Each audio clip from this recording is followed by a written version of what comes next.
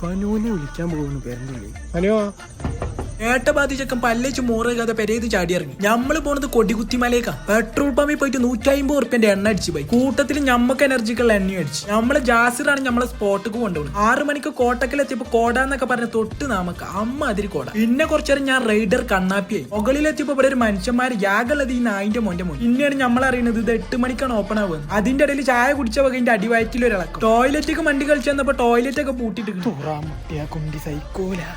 ഇത് എന്തൊരു തൊന്തരവാണിത് നമ്മുടെ പാട്ടും പാടി ഞാൻ നേരെ വിട്ട് അതിന്റെ അടിയിലുള്ള ഒരു റിസോർട്ട്. അവിടെ ഉള്ളവന് സ്നേഹമുള്ളവനായതുകൊണ്ട് അവിടെ കൊണ്ടുപോയിട്ട് നമുക്ക് ടോയ്ലറ്റ് കാണിച്ചു. ഇവനെ കഴിഞ്ഞപ്പോ ഒരു യുദ്ധം കഴിഞ്ഞ പോലെ. എന്റെ മാനം കാത്ത വകയിൽ സ്നേഹം കൊണ്ട് അവിടുത്തെ മാനേജർക്കും കൈ കൊടുത്ത് റിസോർട്ട് മൊത്തമായിട്ടൊന്ന് ചുറ്റിക്കണ്ട്. നമ്മളെ നാട്ടിലുള്ളതിൽ വെച്ച് ഇമാതിരി വ്യൂ ഉള്ള റിസോർട്ട് ഞാൻ ആദ്യമായിട്ട് കണ്ടു. കൂട്ടത്തിൽ ഇവിടെ ട്രക്കിംഗ് ഉണ്ട്. തിരിച്ചു പോണ പോക്കിൽ അടുത്ത വധൂരിക്ക് കളക്കി. പക്ഷെ അവന്റെ സുന്നാമണിക്ക് കൺട്രോൾ ഉണ്ട്. ഇന്നെ പോലെ നേരത്തെ കാലത്ത് വന്ന് നമ്മൾ സസ്യായ പോലെയല്ല പുള്ളി. അവര് കറക്റ്റ് ടൈമിനാണ്. പിന്നെ നേരത്തെ പറഞ്ഞത് നായിന്റെ മോനല്ലട്ടോ, നായിന്റെ മോളാ. ടിക്കറ്റ് എടുക്കാൻ പോയപ്പോ അവിടുത്തെ ചേച്ചിക്ക് നമ്മളെ കണ്ടപ്പോ ക്രഷ് അടിച്ചപ്പാട് തന്നെ തിരിച്ചൊന്ന് അടിക്കാൻ നിന്നാ. പിന്നെ മാണ്ട